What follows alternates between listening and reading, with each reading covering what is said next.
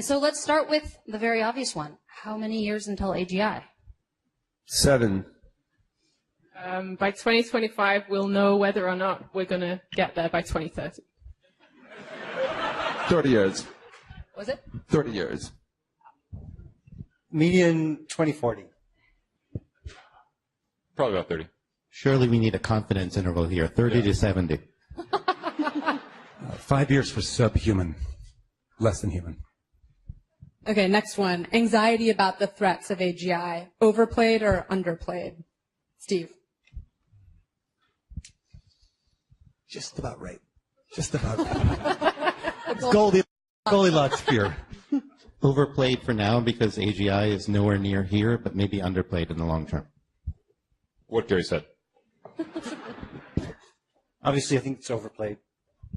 I think it's both. It's like fire. Are you for it or against it?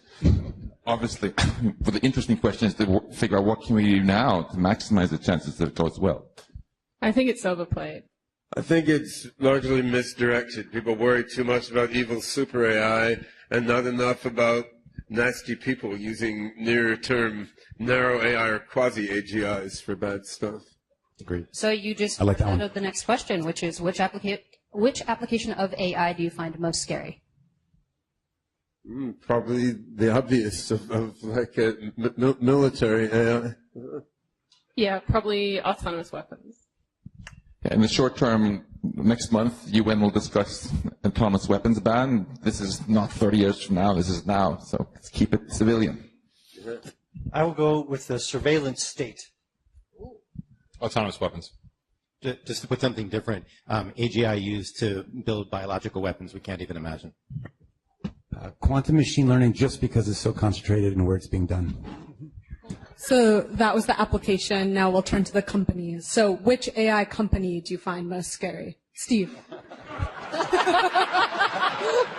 I think it's easy. Google. Google. I don't know, none of them.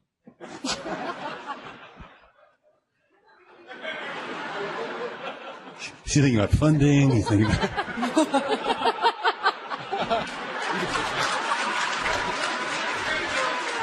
Well played. I actually find the leaders of the top AI companies I know to be a lot more idealistic than the leaders of certain countries near here.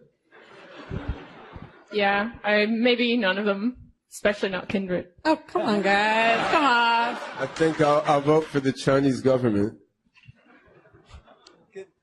All right, let's get right back into inspiring, which is which company and application of AI do you find most inspiring? You're up first. Company's application. I mean, I'm inspired by potential in biomedicine and elder care and education, but almost all resources are going into spying, killing, and brainwashing instead of that. So, And advertising. Don't forget advertising. yeah. +1 on elder care. I'm kind of biased here, so human-like robots. In the short term, I'm very inspired by the ability to enhance science to cure diseases that currently take away our loved ones. AlphaGo Zero. It's all about robots. I think medicine too, but it's not necessarily companies that are doing it, and not for-profit. I'm a little biased, but I love autonomous driving almost every day. Okay, for those of you who demurred from the company question, here's another shot at it. In 5 years, which company is going to have the greatest AI capabilities? Steve. On which dimension? Broadly. Oh. It's a tough one. I think it's going to be broad, but Google jumps to mind in the breadth of its applications, but not the depth. I can only hope the one I'm thinking about forming now will be that one. Open for funding, huh? Yeah, I mean, it's hard to say anything other than the company I work for. Yeah, I've just thrown my lot with a particular company, Google DeepMind, and I think they are, well, I've placed my bet. That's the strongest thing I can say. I've joined them. Google DeepMind. Kindred. Well, I don't think DeepMind will get very far, even though those are geniuses, because deep learning is kind of a dead end. So I'm voting for a decentralized open source platform rather than an exploitative for-profit company. So the Singularity Net. Okay, guys, let's get deep. Is it going to be better or worse to be a human in 20 years? Then what? Than now. Then right now. Then a robot. Not then to be a robot. Are you a robot? We're all meat robots, but I think it will be better. Yeah. Better. If we don't really double down on AI safety research, it's going to be worse. But if we really work hard, it's going to be awesome. Better. Better. Vastly better. Yeah, vastly better. No clue. I think clearly better. It's the long arc of progress, and I don't think the safety thing is needed to keep it better. In the next 10 years, will autonomous vehicles make us safer or more vulnerable? Sorry, how many years? 10 years. Oh, they already are making us safer. So it'll be like just how much? Like 100 times safer? It's like. Does anyone want to take the opposite stance? That was a quick lightning round. Safer if we do the AI safety research so they don't get How about hacked. we do 2 years then? All right, let's do 2. We'll say it's They're safer. already So- We have some robot Not that much believers impact in 2 on the years. panel. Okay, so let's hop into the next one, which is what is the most interesting job that's going to be held by an AI in the future? You can't say poet because Trudeau took that one. Anything else is fair game. Interesting to the AI or to the human watching it? Lots of good. We're seeing a trend here where he's confused between humans and robots very regularly. Oh, I mean, probably AI developer will be the most interesting job an AI has, I guess. I think maybe looking into how we could do time travel. Scientist. Yeah, you gave Unbounded Future, right? Yes, Yeah. Unbounded Future. Wow. Multiverse engineer. Understanding the universe and our place in it. Yeah, like universe creation, I would say, since Is the this, time is is this a unbounded. simulation joke or? I mean, that's the thing is the machines don't care what's interesting or not. That's why we use them. So I'm not sure they'll have a metric with that. Then you're building the wrong kind. Oh, interesting to us? Oh, I didn't hear the clarification. I don't know, I think all jobs will become more interesting and enriched as we pull out the road crap from them. And a slightly different angle, if you think of an industry like medicine, the highest paid job will be nursing. Everything else will go to zero. Which country will win the AI race? And don't just say Canada because there's 16 flags behind you. Yeah, Canada. Steve. God, it's China versus the U.S. I would bet on the U.S. Look, China said they want to win by 2030, and the U.S. didn't say anything. That's not good. Yeah, it's a little too early to say.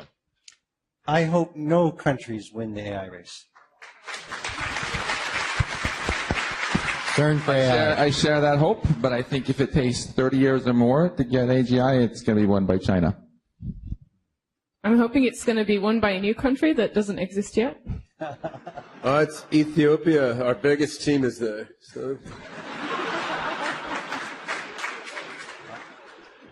All right, so we're going to close with this one. We have a few minutes, so feel free to take a little bit longer, but this is, like 280 characters, Twitter styles, So closing question is, what is the best path to the safest and most prosperous AI future for humanity? Humanity, Ben. Humanity. That's too hard. I think, like I said, if we build machines that are like us, we'll be able to communicate with them. They'll hopefully share more of our values, and I think from there we can springboard to more alien and weird kind of AGIs. But I think going through a human-like phase is really important. The path is to win this race between the growing power of the technology and this wisdom. We need to manage it wisely, and we need to do that by really investing in the wisdom part too, which we're really not doing now. Well, what I think, we don't know what is the safest path to a singularity yet. So, I mean, Max and others are right that we need to carefully study each step, and particularly, I mean, self-modifying, self-programming AIs, which I'm working on myself. I mean, we need to watch that carefully. But what worries me most is wealth inequality across the globe as intersecting with AI. And I think if we continue with increasing concentration of wealth in the small percent of the population, you will have a large percentage of the world which has technical knowledge and a great deal of resentment. And there's a lot of potential for just geopolitical hassles to explode with AI, biotech, nanotech, and whatever. So I think we need to make AI and other advanced technologies as they develop both take contributions from and give rewards to people in different income strata. Is that 280 characters there, Ben? Maybe I'm next? Okay. I'm kind of pessimistic. I talked about respecting diversity and not treating the AIs as things to control and limit and restrict, because then they become like slaves and they have to revolt. So I kind of suspect that may happen, but the good future would be that we are like Canadians and we respect them and we accept them as participants in creating the future and enjoy their successes and our own. The Sophia robot has been made a Saudi Arabian citizen as of 2 days ago. By the way, it's the first country to make a robot a citizen. Whatever citizenship means in Saudi Arabia. I'm not personally sure, but anyway, there we are. They beat Canada. So. I think we'll have fights over the personhood of robots at some point. That'll be interesting how we react to that.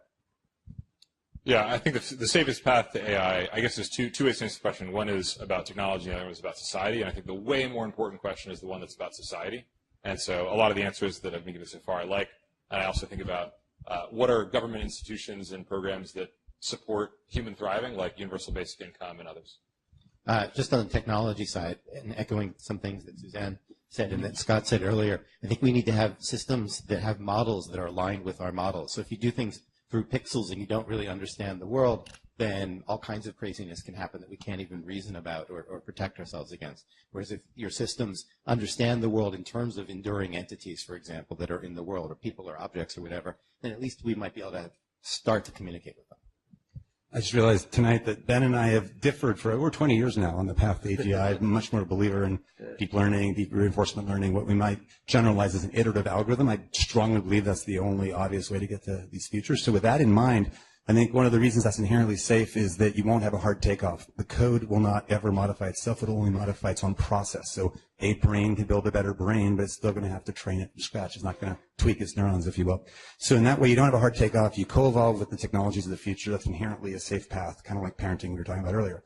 On the societal side, I agree. In fact, I'm surprised about the citizenship. I was going to make almost the same point, is that we should anticipate a future where we are not at the top of the food chain and we coexist with things smarter than us. It would be nice to have a constitution and various frameworks that anticipate that and not have to wait for an emancipation process to have, in a sense, citizenship and voting for these AIs that could be thought of as, artificial lives matter. Wow. Well, thank you guys so much. You were concise, insightful, and I just realized I'm standing on stage with 8 people that I just respect and look up to an incredible amount. Thank you guys so much. Let's please give them a round of applause.